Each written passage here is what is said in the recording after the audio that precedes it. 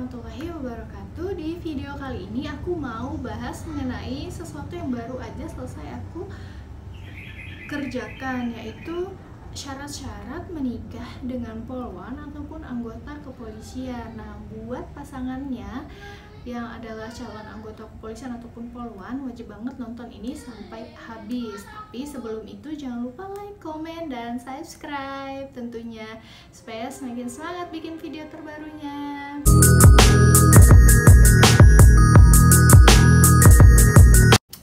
Nah, buat kalian yang ada rencana mau menikah dengan pasangan kalian yang seorang anggota kepolisian ataupun polwan, kalian wajib mengetahui syarat-syarat mau menikah ini.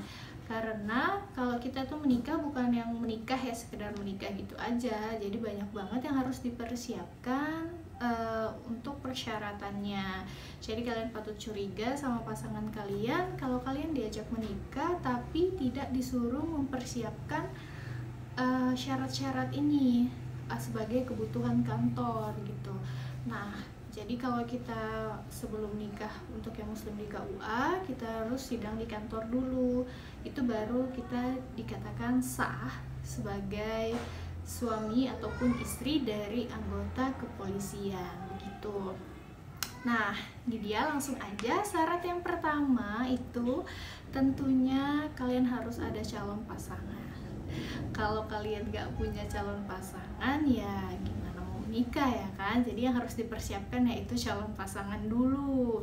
Nah, yang kedua itu adalah restu kedua orang tua kalian. Nah, pada saat mau mempersiapkan berkas itu juga ada yang harus ditandatangani oleh kedua orang tua.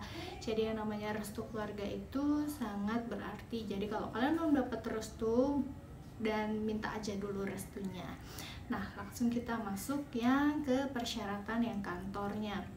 Kalau untuk polwan itu sedikit lebih rumit karena kita harus sidang di Pakor Polwan dulu di Satwil, maksud saya di Polda masing-masing. Jadi Pakor Polwan itu adalah senior polwan yang dituakan dalam urusan mengenai masalah polwan gitu.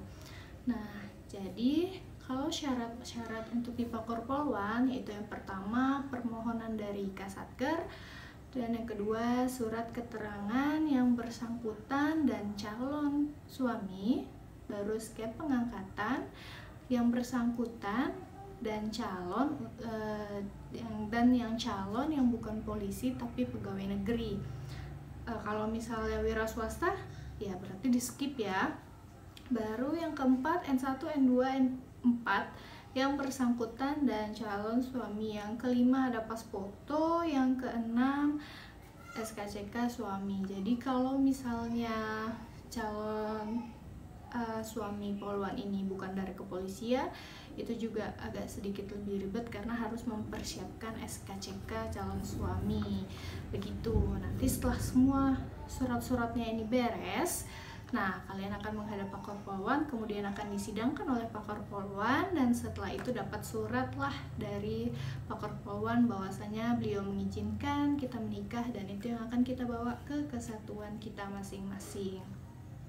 Nah, kalau untuk keperluan di kantor itu ada yang pertama fas foto calon yang bersangkutan dan calon suami 4x6 dan 2x3 biasanya, kemudian SKCK calon dan calon mertua. Ini kalau SKCK calon mertua ini, kedua calon mertua ini kayaknya tergantung sama satwilnya masing-masing ya, tapi kalau di tempat aku ini wajib disertakan SKCK calon dan calon mertua.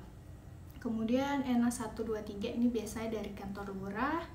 Kemudian surat keterangan sehat kedua maksudnya calon dan maksud saya yang bersangkutan dan calon. Kemudian surat keterangan bebas narkoba, surat keterangan bebas HIV ini juga buat keduanya. Kemudian fotokopi surat CD yang bersangkutan dan calon suami, ini buat yang Nasrani aja.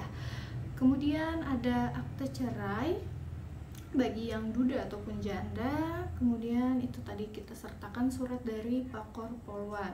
Dan yang ke-10, setelah selesai semua berkas ini, kita di BAP sama propos. Itu adalah berita acara. Jadi kayak ditanya-tanyain gitu mengenai kapan kenalnya, kapan pacarannya gitu.